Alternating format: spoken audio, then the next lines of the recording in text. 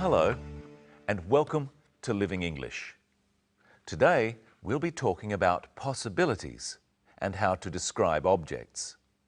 And in our drama, Anne goes to see John, the private investigator she has hired to find her brother. She thinks she's seen her brother at the market.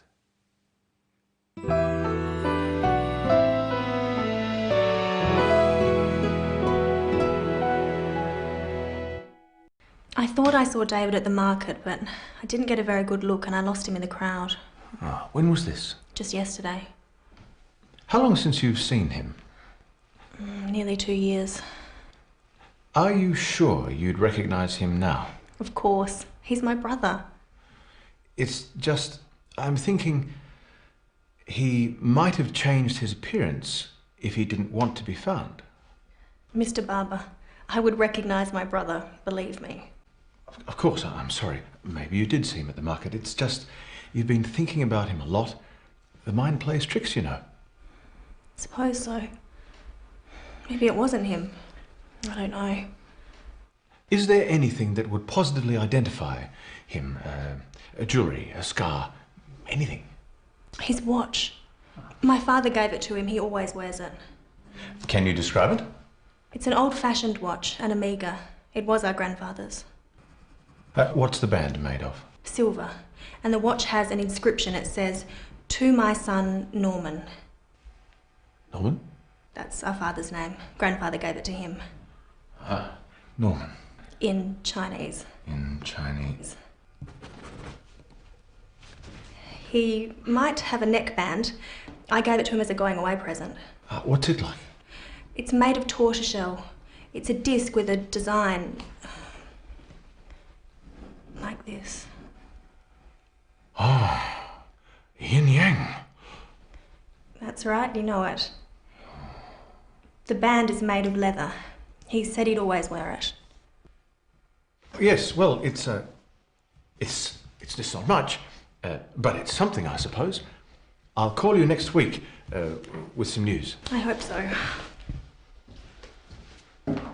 Will they find David? You'll have to keep watching to find out. We'll start today with the words we use to talk about things that are possible. We call something that is possible a possibility. A possibility is something we think is going to happen, but we are not certain is going to happen.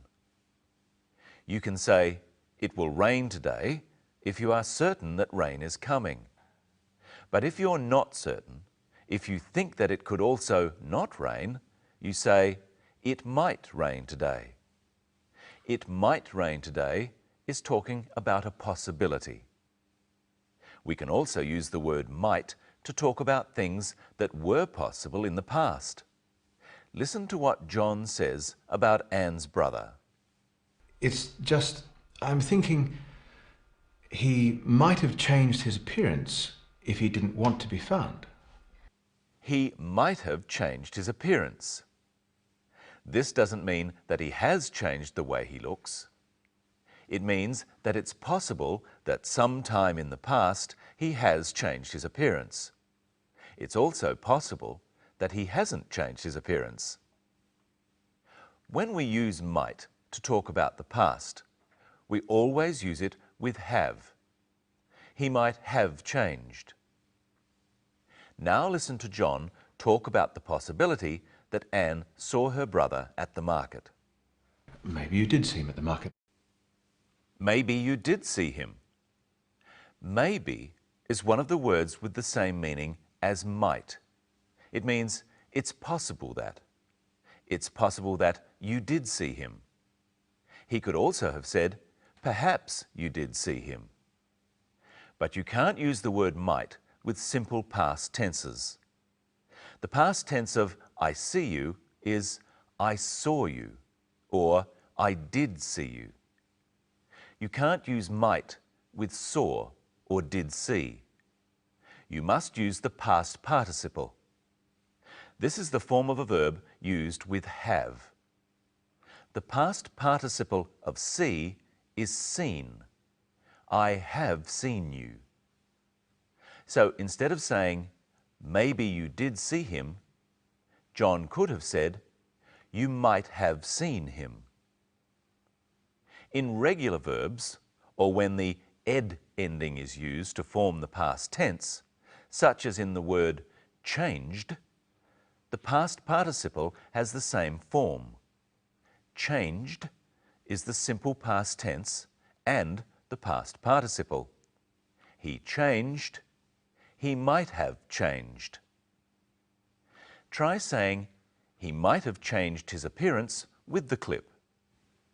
It's just, I'm thinking... It's just, I'm thinking he might have changed his appearance. The word have can also mean owning something. So when we say someone might have something, it can mean they might own it. I have a watch. And David, Anne's brother, what does he have? Listen. He might have a neckband. He might have a neckband means that it's possible that he has a neckband now. Now it's time to think about how we tell people what things look like. Listen to Anne describing her brother's watch. It's an old-fashioned watch, an Amiga. It was our grandfather's. What's the band made of? Silver. And the watch has an inscription. It says, "To my son, Norman." We've looked at describing things before on Living English. We use adjectives to describe an object's colour and size. But we also tell people things about objects without using adjectives. First, Anne describes the watch using an adjective. See if you can guess what it is. It's an old-fashioned watch. It's old-fashioned. She means it's made in a style that isn't modern. Now listen to how she says the same thing without using an adjective. It was our grandfather's. Because it's her grandfather's, it's probably old-fashioned. Listen as she tells us what's special about the watch. And the watch has an inscription. It says, "To my son, Norman." Now listen to Anne describe the neckband she gave to her brother. It's made of tortoiseshell. It's a disc with a design like this. What's tortoiseshell? Here's Michelle to help us. Hello, Michelle. Hello, Brenton. Hello, everyone. Tortoiseshell is a yellow and brown mottled material, like this hair clip. It used to be made from the shell of a turtle called the tortoiseshell turtle. But now it can be made of plastic. So this is plastic tortoiseshell. Yes. Now listen to what the bit of David's neckband that goes around the neck is made of. The band is made of leather. This bag is also made of leather. Now, I've got a few things here that are made of different materials.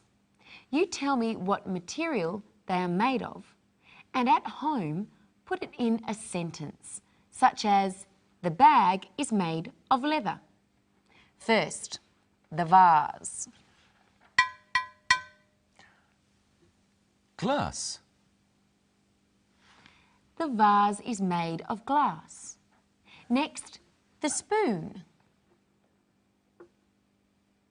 Steel.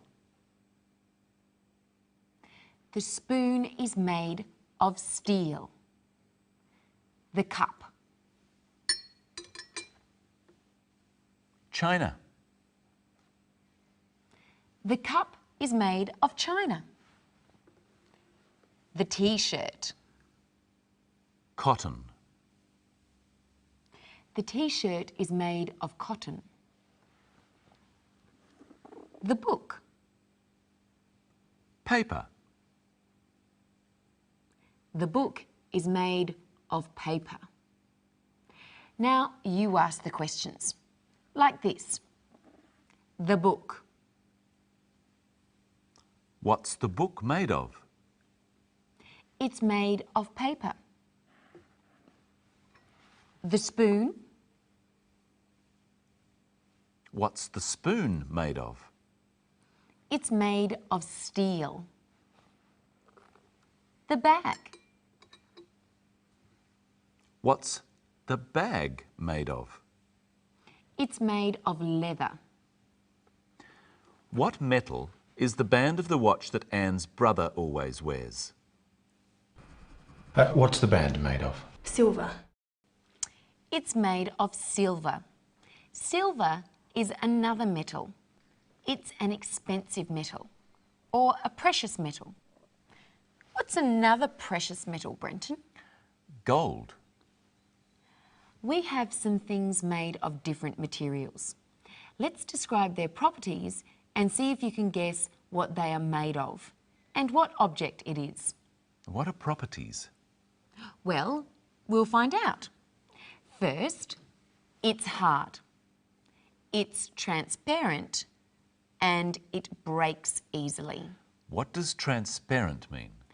You can see through it. It's clear. Then the material must be... It must be glass. It's the vase. Okay.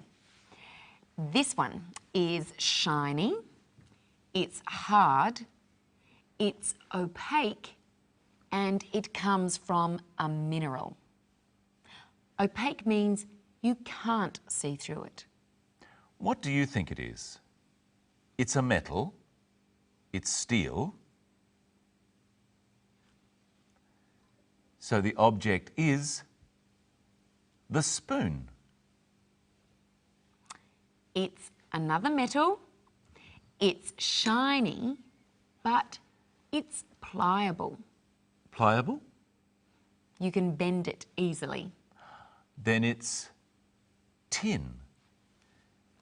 And we call this object a tin because it's made of tin. It's pliable, it's soft, it stretches, and it comes from a plant. That must be the T-shirt. It's made of cotton. And finally, it's pliable, it's dull in colour, it doesn't stretch, and it comes from an animal. Then it's the bag, which is made of leather. As well as saying things are made of a material, we can use the names of the material as adjectives. How do we do that? Well, this is a bag. It's made of leather. So what sort of bag is it? It's a leather bag. And what sort of vase is it? It's a glass vase.